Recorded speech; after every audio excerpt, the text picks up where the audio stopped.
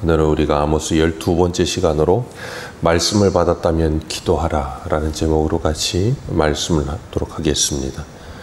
하나님의 말씀이 완성되기 전 하나님은 구약에서 하나님의 선지자들에게 하나님의 말씀을 하실 때 하나님께서 말씀으로 그들에게 하나님의 말씀을 나타내시기도 하시고 때로는 환상으로도 하나님의 뜻을 나타내시기도 하셨습니다.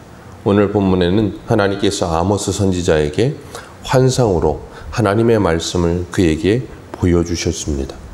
하나님께서 하나님의 선지자들에게 말씀으로 또는 때로 환상으로 하나님의 뜻을 보이시고 말씀을 보이실 때 그 말씀이 선지자들에게 임하면 선지자들은 하나님의 마음이 그들에게 임하는 것을 느낍니다. 그리고 하나님의 말씀을 전할 때 그냥 스피커가 돼서 하나님이 하신 말씀의 워딩만을 전하는 것이 아니라 하나님의 심정을 전하죠. 그래서 선지자들의 이 메시지 속에서는 하나님의 심정이 느껴져요. 그런 것처럼 하나님께서는 오늘도 하나님의 말씀을 우리에게 주실 때 그 말씀이 우리 안에 임하면 그 말씀으로 말미암아 우리의 영의 눈이 열려지고 그리고 그 세상을 향하여서 하나님의 심정을 가지고 안타까운 마음을 가지고 하나님의 말씀을 전할 수밖에 없게 돼요.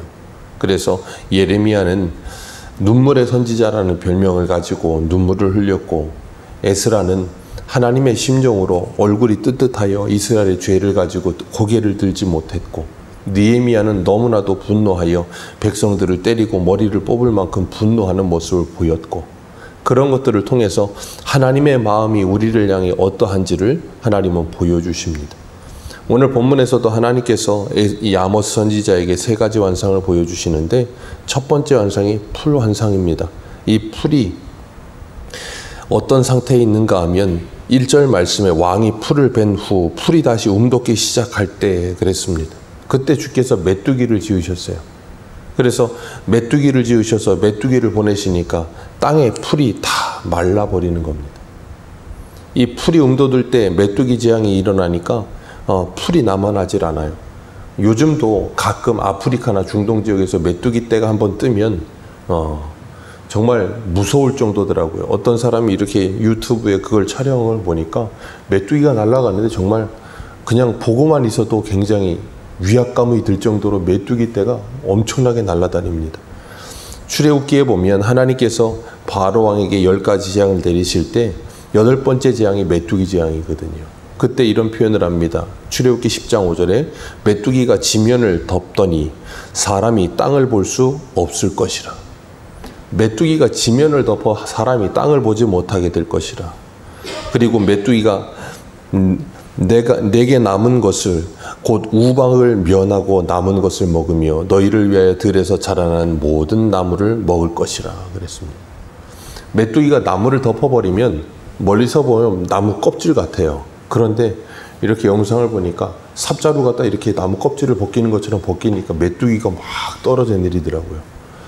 정말 그걸 보면서 굉장히 위협감을 느낄 정도였는데 그렇게 메뚜기가 와서 모든 것을 쓸어버린다는 거예요. 그런데 왕이 풀을 벤 후 그랬습니다. 이스라엘은 목축을 주업으로 하거든요. 그러다 보니까 목축을 하는데 제일 첫 번째 나는 풀은 가져다가 왕의 군마나 아니면 가축들을 먹이는데 다 사용한다 그래요. 그리고 두 번째 풀이 나면 그걸 이제 백성들이 양을 치거나 아니면 목축을 하는데 사용하기 때문에 풀이 날 때쯤 되면 어디 가서 어떻게 하면 목축이 잘 되거나 계획을 하고서 이렇게 움직여야 되는데 하나님께서 이스라엘 전체에 메뚜기를 보내셔서 그 모든 것을 다 쓸어버리신다는 거예요. 그러니까 백성들이 계획하고 그들이 생각했던 모든 것들을 무력화시켜 버린다는 거예요. 하나님께서 하나님의 일을 하시면 한순간에도 그렇게 인생이 확 바뀌어지게 됩니다. 하나님께서 잠언 16장 9절에도 사람이 마음으로 자기의 길을 계획할지라도 그 걸음을 인도하시는 것은 여호와시라 그랬어요. 우리가 아무리 우리의 인생을 막 계획해도 갑자기 하나님께서 우리의 인생을 이렇게 틀어놓으시면 우리 인생이 갑자기 이렇게 급변하는 것들을 봐요. 우리가 코로나를 보면서도 느끼는 게 그거잖아요. 수많은 사람들이 전 세계적으로 계획이 있었을 거예요. 근데 하나님께서 바이러스 하나로 온 세계의 방향을 바꿔버리십니다. 하나님이 하시면 그렇게 되는 걸 우리가 봐요. 그러면서 하나님께서 메뚜기로 그 지면에 있는 모든 것을 먹어버림으로 그들에게 양식이 없게 하겠다 그랬더니 아모스 선지자가 그 하나님의 메시지를 환상으로 받고 나서 하나님께 기도합니다. 2절에 보니까 야곱이 미약하오니 어떻게 서리이까. 하나님 그렇게 하시면 야곱은 죽습니다. 하나님 야곱을 도와주옵소서, 이스라엘을 도와주옵소서 그랬더니 하나님께서 3절 같이 읽습니다. 시작. 여호와께서 이에 대하여 뜻을 돌이키셨으므로 이것을 이루어지지 아니하리라. 여호와께서 말씀하셨느니라. 하나님의 말씀을 들은 아모스가 하나님께 이스라엘을 위해 기도했더니 하나님께서 뭐 하세요? 뜻을 돌이키셨다라고 말씀을 하세요. 그리고 두 번째 환상이 보입니다. 두 번째 환상은 불 환상이었어요. 하나님께서 메뚜기 재앙이 지나가게 하시고 이제 이스라엘에 불을 덮어버리시겠다는 거예요. 그래서 그 불이 어떻게까지 강렬한가 하면 4절 말씀 같이 한번 읽습니다. 시작. 주 여호와께서 또 내게 보이신 것이 이러하니라. 주 여호와께서 명령하여 불로 징벌하게 하시니 불이 큰 바다를 삼키고 육지까지 먹으려 하는지라. 아멘. 그 불이 얼마나 맹렬한, 하나님이 보내시는 불이 얼마나 맹렬한지 그 심판의 불로 말미암아 큰 바다가 다 말라버리고 육지까지도 하나님께서 다 삼키게 하시겠다 말씀하고 계세요. 그랬더니 아모스 선지자가 그 하나님의 환상을 메시지를 듣고 나서는 또 이스라엘을 위해 기도합니다. 야곱이 미약하오니, 이스라엘이라고 하잖아요. 그냥 야곱이 미약하오니, 그들은 야곱과 같은 존재고 미약한 티끌 같은 존재라는 거예요. 그러니 하나님께서 그들에게 징벌하시면 그들은 설 수가 없고 견딜 수가 없다는 거예요. 그러니 그들을 긍휼히 여겨달라고 기도했더니 6절 말씀을 보면 3절과 똑같은 하나님의 반응이 나옵니다. 아모스의 기도를 들으시고 하나님께서 뜻을 돌이키사 하나님께서 이것도 이루지 아니하리라 그렇게 말씀을 하세요. 하나님께서 선지자의 기도를 들으시고 하나님의 뜻을 돌이키시는 것처럼 보여져요. 이 말씀만 보면 아모스가 사랑이 많아 보이십니까? 하나님이 사랑이 많아 보이십니까? 이 메시지만 이렇게 들어보면 하나님은 심판의 하나님, 무서우신 하나님인 것 같고 아모스는 그것을 가로막는 사랑의 선지자인 것처럼 보여요. 그런데 그게 아니고 하나님께서 이에게 그런 하나님의 환상을 보여주시면서 이런 일을 할 거다. 그리고 하나님께서 하나님의 마음을 그에게 부으신 거예요. 어떤 마음이냐면 하나님께서 요나에게 하셨던 말씀이에요. 앞뒤 분간 못하는 이 니느웨에 있는 사람들이 하나님의 심판을 받지 않고 돌이키게 되기를 원하신다는 거예요. 베드로후서에도 주님 뭐라 그랬습니까? 하나님께서는 이 세상에 모두 다 하나님께 돌아와서 심판을 받지 않고 구원받기를 원한다 그렇게 말씀하고 계세요. 그런데 그들은 끝까지 뭐합니까? 하나님의 구원을 거부합니다. 그래서 심판은 누가 받아요? 로마서 2장에도 말씀하시잖아요. 그 회개치 않는 고집스러움과 하나님께 돌아오지 않는 그들의 완악함이 그들 스스로를 하나님의 심판으로 몰고 가는 거예요. 그래서 하나님의 심판을 당할 사람들은 끝까지 하나님의 말씀을 거부하는 겁니다. 그런데 지금 하나님께서 아모스에게 이 말씀을 계속해서 주시는 이유는 그가 하나님의 말씀을 받고 그런 하나님의 마음이 체울되어서 하나님께 기도할 때 하나님께서 그 기도를 들으시고 하나님의 계획대로 뜻을 뭐 하시는 거예요? 돌이키시겠다는 걸 말씀하시는 거예요. 그러니까 하나님은 심판의 하나님이고 선지자가 가로막아서 뜻을 돌이키고 있다라고 생각하시면 안 돼요. 이건 하나님이 우리가 이해하기 쉽게 하시기 위해서 이렇게 말씀하고 계시는 거예요. 그러니까 다시 바꿔 말하면 하나님은 오늘도 우리에게 하나님의 말씀을 주시고 그 말씀을 주실 때 뭐 한다 그랬어요? 말씀만 임하는 게 아니라 하나님의 마음이 임한다 그랬어요. 하나님의 마음이 임한 하나님의 사람들이 하나님께 그 말씀을 붙들고 기도하면 하나님께서는 뭐 하신다고요? 하나님의 계획을 이루시겠다는 거예요. 그래서 구약에 보면 이런 기도를 하는 사람들이 몇 나옵니다. 창세기에 보면 아브라함이 조카 롯을 위해서 기도하죠.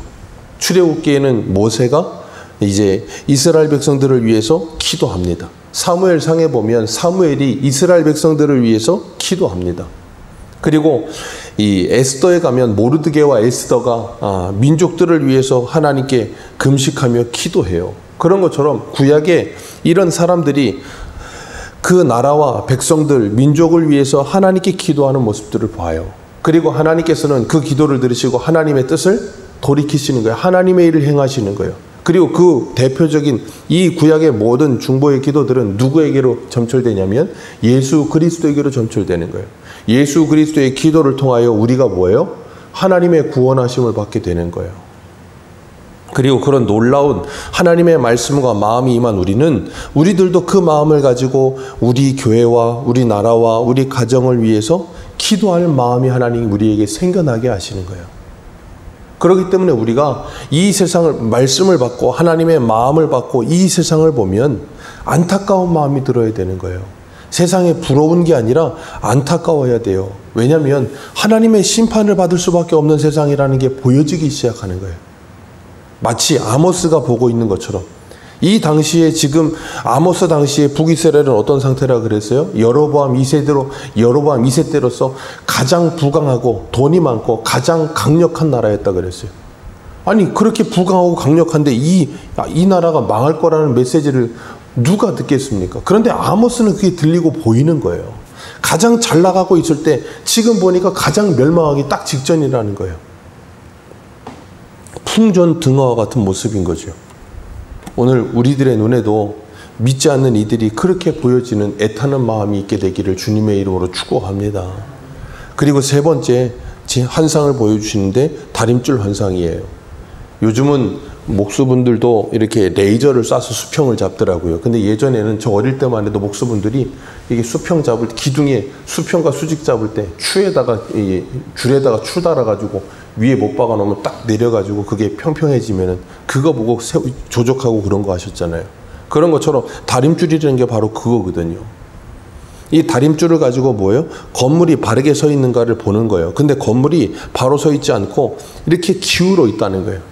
하나님의 다림줄로는 우리 인생들의 건물이 기울어 있는 것 같다는 거예요. 마치 다니엘서에 보면 메네 데겔 우바르신 하면서 달아봐도 부족하다, 미달이다. 그래서 심판을 받을 수밖에 없다 하는 말씀처럼 하나님께서 다림줄을 가지고 이렇게 측정을 해보니까 모든 인생의 이 설계되어진 집들이 하나님의 말씀대로 설계되어져 있지 않고 삐뚤어져 있다는 거예요. 무너지기 직전이라는 거예요. 그러니까 하나님께서 뭐 하세요? 그것을 다 심판하실 수밖에 없다는 거예요. 그래서 세 번째 환상을 보여주실 때는 무엇이 없냐면 아모스 선지자의 기도가 없어요. 세 번째 환상을 보여주실 때는 아모스 선지자의 기도가 없는데 왜 그런가 하면 하나님께서 그들을 다시는 용서하지 않고 심판하시겠다고 확정을 지으시기 때문에 그래요. 그러니까 이 세 번째 하나님께서 이런 확정을 짓기 전까지 아모스 선지자는 뭐합니까? 그 백성을 위해 중보하며 기도하죠. 그런 것처럼 오늘 우리들도 하나님의 말씀이 우리에게 임하면 우리가 우리 가정을 위해, 교회를 위해, 나라를 위해 끊임없이 기도하는 거 언제까지요? 하나님의 심판이 임하기 전까지. 그 전까지 우리가 해야 될 일은 기도하는 일입니다.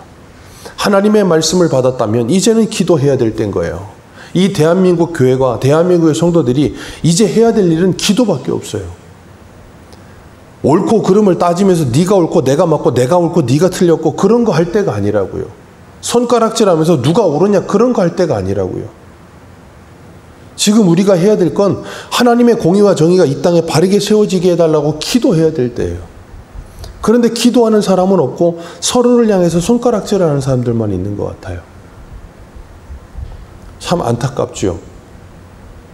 우리가 참 재밌는 건 1980년대, 90년대에는 나라가 어려우면 사람들이 모여서 나라를 위해 기도했습니다. 근데 오늘날은 그때보다 잘 살거든요. 근데 나라가 어려우면 나라를 위해 기도하는 사람은 없어요. 오로지 나만을 위해서 기도합니다. 어떤 분들은 그래요. 아니, 내 문제가 내 코가 석자고 아니 지금 내가 힘들고 내 믿음이 제대로 바로 서 있지 않고 그런데 무슨 나라를 위해 기도하느냐고 그런 말하는 분들도 있어요. 그 말이 틀린 말은 아닙니다. 맞아요. 그런데 하나님은 우리에게 이 나라를 맡기셨다는 걸 기억하시길 바랍니다. 그래서 우리는 나라를 위해 기도해야 될 의무가 있는 사람들이에요. 우리가 성경에 보면 제가 예전에 사도행전 강의할 때도 말씀을 드렸지만 성경에 보면 가장 어처구니 없는 기도가 뭐냐면 베드로가 감옥에 갇혔을 때 기도한 거예요. 마가의 어머니 집에 모여 사람들이 기도하거든요. 야고보는 순교했고 다음 차례는 베드로라 베드로를 위해서 막 기도하는데 하나님께서 베드로를 정말로 풀어주셨어요. 베드로가 이제 15장에 가면 예루살렘 총회 때 해야 될 일도 있고 여러 가지 해야 될 일이 있기 때문에 하나님이 베드로를 살려주셔서 마가의 어머니 집에 와서 문을 두드리는데 그 계집종 로데가 와서 딱 보더니 베드로 목소리라고 그랬더니 사람들이 다 하는 말이 뭐냐면 네가 미쳤다 그래요. 아니라고 베드로라고 그랬더니 그러면 베드로의 뭐 천사가 왔든가 환상이 왔든가 뭐 그런 소리예요. 그러면서 베드로가 풀려나서 여기 왔다는 생각은 1도 하지 않습니다. 그런데 베드로를 위해 기도해요. 되게 아이러니하죠. 베드로가 하나님이 기도해 주셔서 응답돼서 풀려났는데도 그걸 믿지 못해요. 그런데 기도를 해요. 근데 하나님은 그 믿지 않고 기도하는 그 기도도 응답하신다니까요. 왜요? 그게 하나님의 뜻이었기 때문에요. 아까 제가 말씀드렸잖아요. 아모스에게 하나님의 말씀이 임하니까 아모스가 하나님의 마음을 가지고 이 백성을 구원하고자 하는 마음을 가지고 하나님께 기도했더니 하나님이 뜻을 돌이킨 것처럼 보여진다 그랬죠. 그게 하나님의 뜻을 돌이킨 게 아니고 하나님의 뜻이었다 그랬잖아요. 그러니까 우리가 때로는 믿음이 없는 것 같아도 이 나라를 위해 하나님께 기도할 때 그것이 하나님의 뜻이라면 그것은 무엇인다고요? 하나님이 그 기도를 들으시고 그런 기도를 들으시고도 하나님이 응답하신다니까요. 그렇기 때문에 우리가 해야 될 일은 뭐냐면 기도하는 거예요. 하나님이 왜 우리에게 기도하게 하실까요? 우리로 하여금 기도의 능력을 경험하게 하시고 그 기도를 들으시고 응답하시는 하나님을 경험하게 하시고 그래서 우리의 믿음을 자라게 하시고 하나님이 우리를 하나님의 동역자로 부르셔서 하나님의 일이 되어지는 모습을 보게 하시는 거예요. 그래서 성도는 기도해야 되는 거예요. 무엇이 되었든 그걸 가지고 기도해야 되는 거예요. 그래서 하나님께서는 우리들에게 아모스를 통해서 이 세 가지의 환상을 보여주시면서 하나님께서 하나님의 심판을 행하시기 전에 하나님의 사람들에게 말씀을 주시고 그 말씀을 받은 이들이 하나님 앞에 간절히 기도하는 모습을 보여주시면서 지금 우리가 해야 될 것은 말씀을 받았다면 이제는 기도해야 될 때라고 말씀하고 계시는 거예요. 나만을 위해서 기도할 것이 아니라 나를 위해서도 당연히 기도해야 하고 내 가정을 위해서 이 교회를 위해서 다른 지체들을 위해서 그리고 이 나라를 위해서 우리가 기도해야 될 때입니다. 내가 기도한다고 이 나라의 문제가 아니면 저 다른 나라의 문제가 해결이 되겠어? 해결이 됩니다. 하나님의 뜻이라면 해결이 됩니다. 그래서 우리가 해야 될 일은 기도하는 거예요. 우리가 하나님의 뜻을 어떻게 다 합니까? 몰라요. 근데 하나님이 하나님의 마음을 부으시면 기도하게 하세요. 그리고 우리로 하여금 그곳으로 가게 하셔서라도 아니면 다른 사람을 보내셔서라도 하나님의 뜻이 이루어지게 하실 거예요. 그렇기 때문에 오늘도 우리가 하나님의 우리에게 주신 마음을 가지고 정말 우리가 이 나라를 위해 내 가정을 위해 그리고 다른 누구를 위해 손가락질 할 때가 아니고 이제는 그 손을 모아서 하나님께 기도해야 될 때라는 것을 기억하시고 기도하며 주님과 함께 하루를 시작하는 저와 여러분들 되시기를 주님의 이름으로 축복합니다. 기도하겠습니다.